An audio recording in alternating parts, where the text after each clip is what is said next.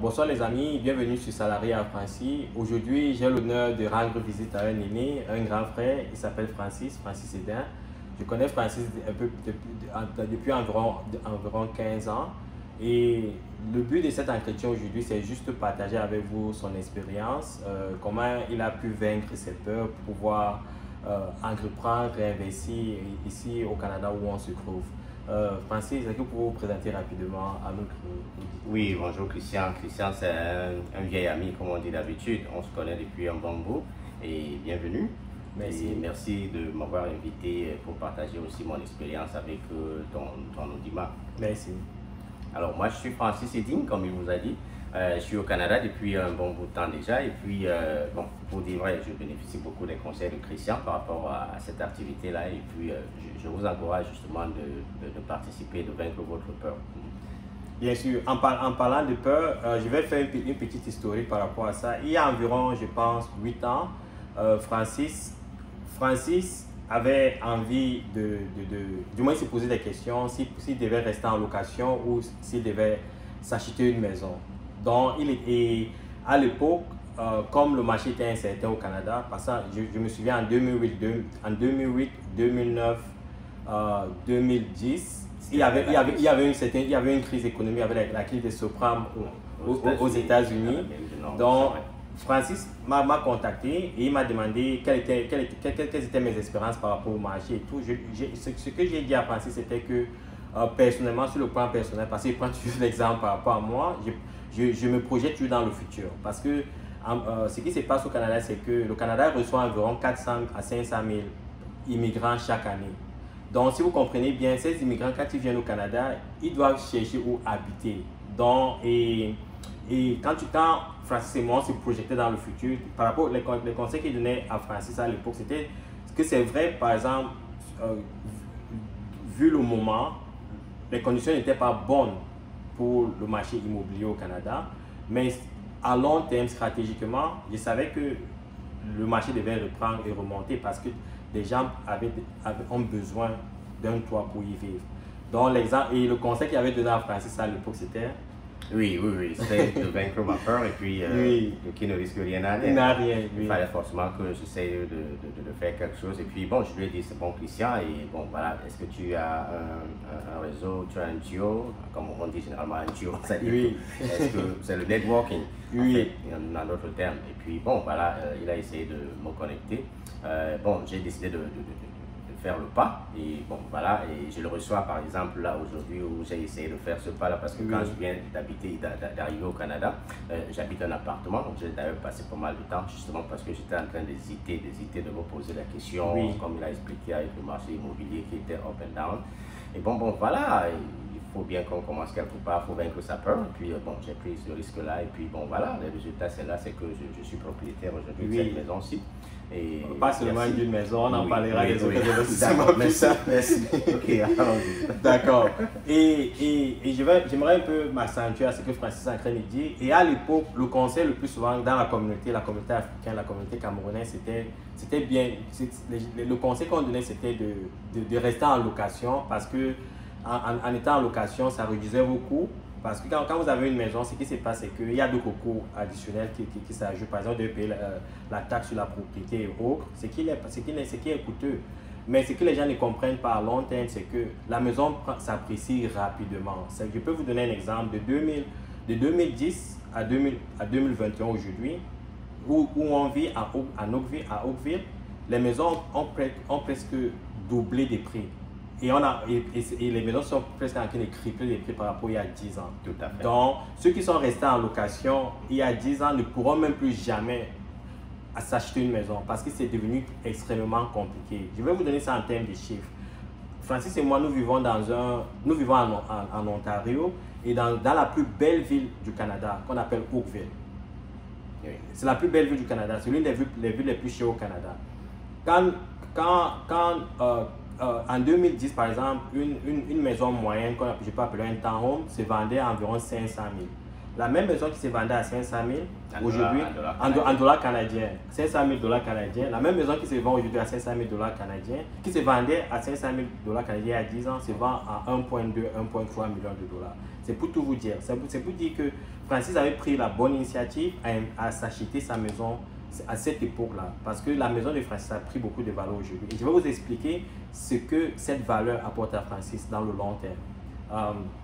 Merci Francis de partager ça avec moi. Et j'aimerais maintenant parler avec le temps.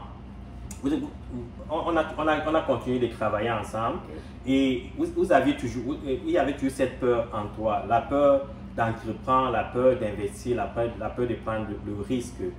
Et vous êtes venu me voir, et tu es venu me voir, Francis, et tu m'as demandé quelle était la prochaine étape pour pouvoir peut-être, quelle était la prochaine étape à suivre peut-être pour acheter ta deuxième maison ou bien pour préparer ta retraite. Tu t'es posé ces genres de questions et qu'est-ce qu'on en a discuté? Bon, premièrement, comment tu as vaincu ta peur? Parlons d'abord de cette peur parce que c'est ça qui paralyse beaucoup les Africains dans notre communauté. Oui. Alors, vaincre la peur, ça veut dire prendre le risque. Parce que si vous ne prenez pas le risque, les gars, c'est pas évident. Oui. Et lorsque vous voulez prendre le risque, essayez de prendre le risque mesuré. Parce que, comme je vous ai dit un peu plus tôt, qui ne risque rien n'a rien. Alors, dans la façon dont vous gérez votre budget, la façon dont vous gérez vos avoirs, vous pouvez toujours dire, ok, bon, je m'organise de telle manière, de telle manière, de telle autre manière. Et puis, dans ce budget-là, je prends une certaine portion de mon budget que je vais mettre dans un investissement. Ça peut être même dans la spéculation, ça peut être dans n'importe quoi. Et puis, vous dites que vous pouvez vivre sans ça. Évidemment. Voilà. Donc en quelque sorte, j'aimerais vraiment souligner ce que Francis est en train de dire. Francis parle de budget. Le plus souvent, quand je discute avec des gens, je discute avec des amis ou des gens qui m'approchent, ils disent que oh, je n'ai pas assez d'argent, je ne peux pas faire ceci parce que mon revenu est limité et tout. Francis parle de budget parce que quand vous avez un budget, ça vous donne déjà une idée de combien vous gagnez, une idée de combien vous avez dans votre compte. Et à travers ce budget, vous pouvez organiser votre façon de vivre.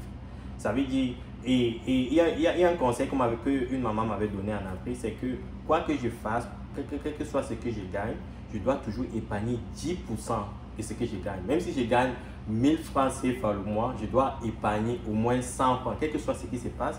Et les 100 francs en quelque sorte que Francis dit, c'est quand il dit que vous faites un budget et vous prenez cet extra, vous pouvez investir quelque part. Ce que Francis veut dire par là, c'est que si je gagne 1000 francs CFA, je budgétise 900 francs pour pouvoir vivre et que je garde 100 francs. Si je paye ces 100 francs quelque part, ça n'a pas d'impact sur ma vie. Donc, je peux prendre ces 100 francs et j'investis quelque part. Je prends le risque avec 100 francs, avec la probabilité ou la chance que ces 100 francs peuvent se multiplier dans le futur. Tout à fait. Voilà, et puis bon, c'est ça, donc tu as très bien expliqué, merci. Oui. Je ne suis pas très fort pour ce genre de choses.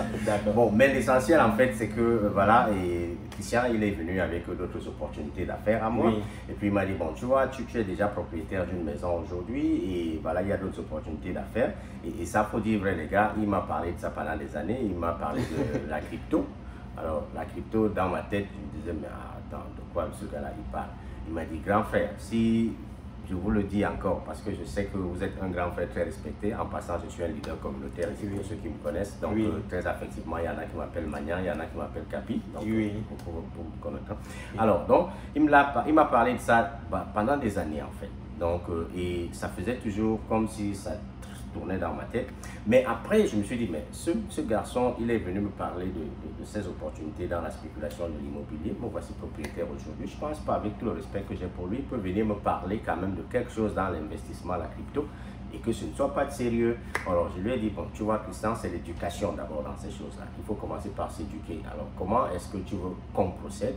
Et puis, il m'a dit, bon, voilà, je vais essayer de t'éduquer, je vais te donner des conseils, et je vais te dire ce qu'il faut faire.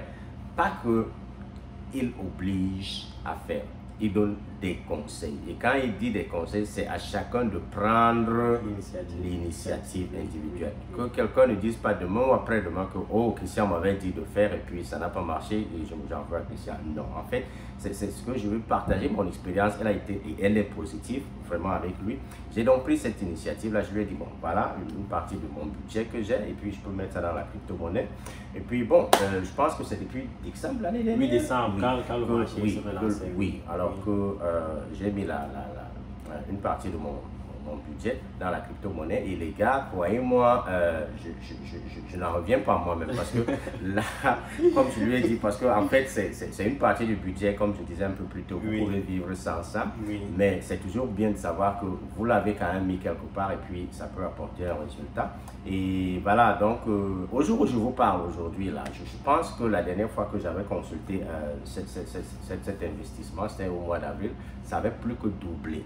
C'est-à-dire que si j'avais mis 1 franc ou alors $1, j'avais déjà $2 dans ce que j'avais mis là-dedans. C'est vraiment quelque chose que personnellement, je pense que je peux conseiller à pas mal de gens de prendre ce risque-là, de faire ce pas-là et de le faire. Merci, merci déjà, j'en profite pour dire merci. Non, tu n'as pas besoin de me remercier, c'est ton initiative, c'est ton initiative. J'étais juste, comme je t'ai dit, apporter mon expérience, partager mon expérience. C'est le but de cette conversation aujourd'hui parce que, surtout pour la communauté, parce que ce que j'ai constaté, c'est que dans notre communauté, on ne partage pas les expériences, nous vivons toujours cachés, nous avons des problèmes, nous ne les partageons pas, nous avons des succès, nous ne les partageons pas. Donc le but de ces vidéos, c'est juste partager avec la communauté. Et comme vous êtes aussi un chef communautaire, tout le monde connaît la communauté camerounaise ici en Ontario. Donc c'est pour ça que je voulais discuter avec vous, prendre vos expériences pour pouvoir partager avec les autres. Oui, c'est une très bonne chose d'ailleurs de me dire ça comme ça, parce que justement, et c'est ce que j'apprécie chez toi, parce que lorsque tu as une bonne idée, lorsque tu as quelque chose et tu vois que ça peut bénéficier à beaucoup de gens, tu n'hésites pas vraiment de partager avec. Donc en fait, je prends le relais à ce niveau-là pour essayer vraiment d'interpeller aussi tous ceux qui auront le temps à consacrer pour regarder cette vidéo, pour les quelques minutes que nous la tournons, que c'est vraiment quelque chose qu'il faut mettre dans votre programme. Il faut penser à cela. Si vous êtes résistant comme moi je l'étais au début, mais aujourd'hui je suis vraiment la preuve vivante et je vous parle pour vous dire que prenez ce risque-là, prenez ce cap. N'oubliez pas, le marché il est volatile. Il y a des hauts, il y a des bas, mais ce qui est sûr c'est que dépendamment de la vision que chacun a là-dedans, est-ce que tu fais un investissement à court, à moyen ou à long terme, tu finis toujours par avoir un résultat quelconque. Donc, essayez de vaincre votre peur, essayez de prendre le risque. Le risque, ça veut dire que qui ne risque rien n'a rien.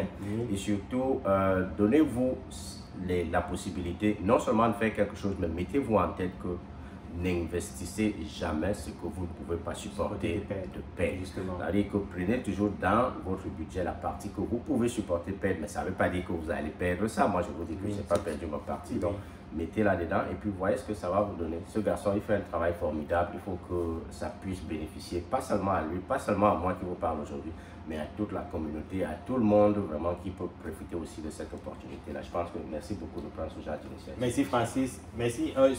J'aimerais, Francis a parlé de 2 investissements. Il a parlé de l'immobilier, il a parlé de la crypto-monnaie. Bon, et quand Francis m'a contacté il y a environ, je pense que c'était l'année dernière ou il y a 2 ans par rapport, du moins j'ai approché Francis, j'ai dit Francis, tu as déjà fait quelque chose de bien, tu t'as acheté ta première propriété a pris de la valeur. Il est temps de penser à autre chose. C'est ce que j'avais dit à Francis. Et ce que Francis a fait, il est resté, il a réfléchi, il a pensé. Et il m'a contacté, il a dit, bon, qu'est-ce que je fais? What is the next step? Je lui ai dit que je pense qu'il est temps que tu t'achètes une autre propriété. Francis n'en revenait pas. C'est là que Francis a paniqué.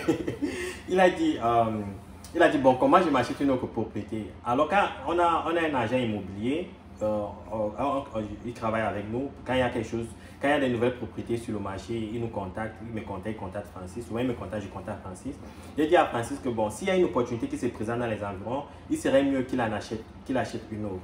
Et aussi, par rapport à ses objectifs à long terme, Francis voulait quelque chose de plus grand pour sa famille. Alors, ça s'est présenté au bon moment. Donc, Francis avait peur de s'y jeter. Alors, il m'a contacté une nuit. J'ai dit, bon, Francis, tu sais quoi? Cette peur, c'est une vue de l'esprit. Où tu es là, au concret, par rapport à il y a 8 ans, tu es plus solide. Donc, si tu as pu faire le pas il y a 8 ans, aujourd'hui, ça devrait être facile. Francis et moi, on s'est assis, on a mis sur pied une stratégie. La stratégie, c'était quoi? Elle est connue de tout le monde. Quand vous avez resté longtemps dans une maison, comme je l'ai dit tout à l'heure, votre maison s'apprécie. Ça prend de l'équité. Ça prend de la valeur. Et si vous partez sur votre institution financière ou votre hypothèque est domiciliée, le plus souvent, la banque vous offre une partie de cette valeur appréciable par rapport à votre maison. Si par exemple, vous avez acheté la maison à 500 000, la maison se vend à 700 000, 800 000, la banque peut mettre à votre disposition 300 000. Donc maintenant, imaginez vous avez un capital de 300 000, qu'est-ce que vous faites avec? Donc c'est ce que Francis a exploité. Francis est allé à la banque, il a discuté avec son représentant financier et on lui a dit que non, par rapport à la valeur de ta maison, on peut mettre à ta disposition telle somme. Et Francis a pris cette somme, il s'est acheté une deuxième maison, sans toutefois accroître sur son hypothèque. C'est un peu, il y a des nombres autour de ça. Et même si l'hypothèque accroît, la valeur est criminelle parce que le plus souvent, c'est sur le long terme. Donc Francis a acheté cette deuxième maison. Et je peux vous dire que il y a environ un an et demi. Et puis, ce qui s'est passé, c'est que le marché a joué à la faveur de Francis. Ça veut dire que en un an et demi, cette maison a pris presque 2 à 300 000 $ de plus. Vous voyez ce que je veux dire? Ça veut dire qu'à ce moment, cette peur, ce n'est qu'une vue de l'esprit. C'est stratégiquement à long terme qu'il faut toujours se projeter. Dans 5 ans, qu'est-ce qui va se passer? Dans 10 ans, qu'est-ce qui va se passer? Il ne faut pas voir l'instant, il faut toujours voir le futur. Et au niveau de la crypto, je parle de la crypto à la communauté. J'ai découvert la crypto il y a environ 7 ans. Ethereum était à 10 $, le Bitcoin était à 200 $, 300 $. Donc, et comme Francis l'a dit, j'ai parlé à la communauté. J'ai découvert parce que je suis dans le domaine de la technologie. C'est mon entreprise pour apporter des conseils au niveau de la technologie aussi. Donc, quand j'ai compris ce que c'est la blockchain, donc j'ai commencé à partager dans la communauté. Les gens disaient, oh, c'est le scam, tu ne comprends pas ce que tu racontes. C'est même quoi ces trucs de crypto. C'est de la fausse monnaie, tout ça. Je disais que non, il ne faut pas regarder la monnaie. Il faut comprendre la technologie. Donc, ça veut dire c'est ça stratégiquement. Comment ça peut changer la vie de l'humain. Personne n'a compris. Personne ne comprenait à l'époque. Mais plus tard, Francis...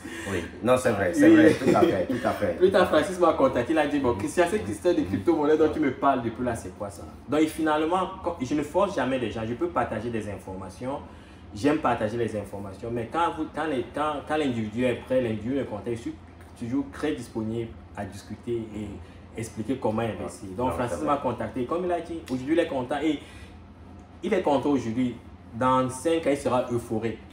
Donc, parce que... Oui, non, merci. Il a tout dit. Hein. Je pense qu'il n'y avait pas meilleure façon de dire ça qu'il a expliqué. Mais si vous avez donc bien compris dans l'explication détaillée d'ailleurs qu'il a bien donnée là, vous comprenez qu'il faut aussi varier les placements. C'est-à-dire qu'on est parti de l'immobilier, voilà, et puis des nouvelles acquisitions dans l'immobilier. Et voilà, on a essayé de profiter de ce qui peut sortir de l'immobilier pour essayer d'injecter dans la crypto-monnaie. Et jusqu'à présent, on est là, on est en train d'observer le growth, la croissance. La croissance. Oui, elle va continuer. Et puis voilà, maintenant on va peut-être réfléchir pour voir what next. What next, exactement. Voilà, c'est ça l'esprit d'un entrepreneur, c'est qu'il regarde toujours les opportunités ou investir dans le futur. Et merci d'apporter ça. Ce que j'aimerais dire aussi à la communauté, c'est que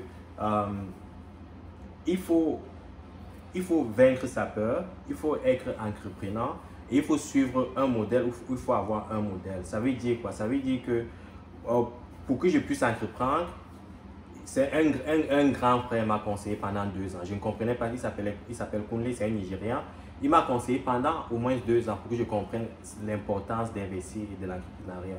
Donc quand j'ai compris cette importance, j'ai commencé à entrer en contact avec la communauté et j'ai discuté avec des amis, des frères pour expliquer pourquoi il est important d'investir.